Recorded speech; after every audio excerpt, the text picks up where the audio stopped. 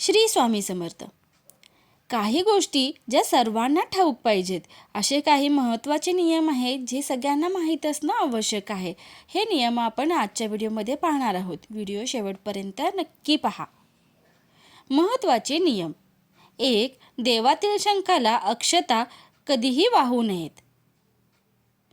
2. एका दिव्यावर दुसरा दिवा लावू नये.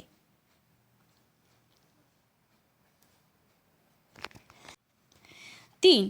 भग्नमूर्तीची पूजा कधीही करू नये. गुरुजींना बोलावून तिचे विसर्जन करावे व दुसरी मूर्ती आणून तिची प्राणप्रतिष्ठा करावी. 4. तर्जनीने म्हणजेच अंगठ्याजवळचे पहिले बोट याने देवाला गंध कधीही लावू नये.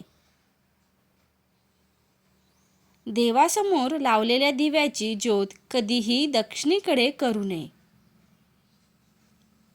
6. स्त्रियांनी तुळस केव्हाही तोडू नये.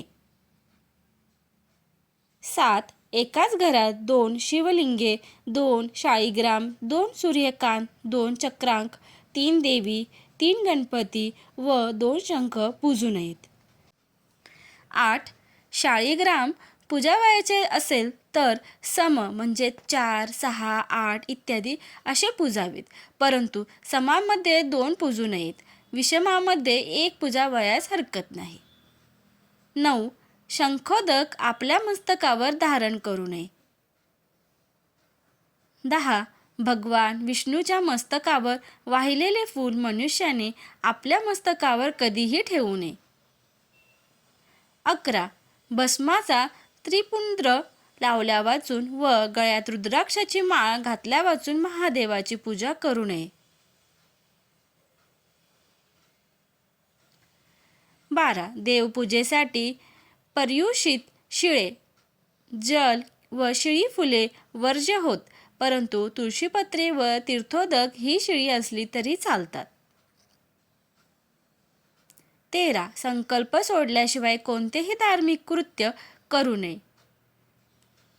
14. देवास अर्पण केलेले एकच वस्त्र उदकाने प्रक्षालन करून तेच प्रतिदिवशी अर्पण केले असता दोष नाही. देवाचे सुवर्णालंकार व सुवर्णाचे यज्ञोपवीत यांच्याविषयीही हाच नियम आहे.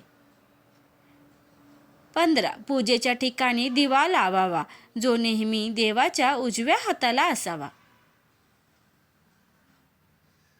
16. महादेव, गणपती आणि भैरवजींना तुळशीची पाने कधीही वाहू नयेत. 17. पूजा करताना नेहमी पूर्व किंवा उत्तर दिशेकडे तोंड करून बसावे. माहिती आवडल्यास व्हिडिओला लाईक, शेअर आणि सबस्क्राईब करायला विसरू नका. धन्यवाद.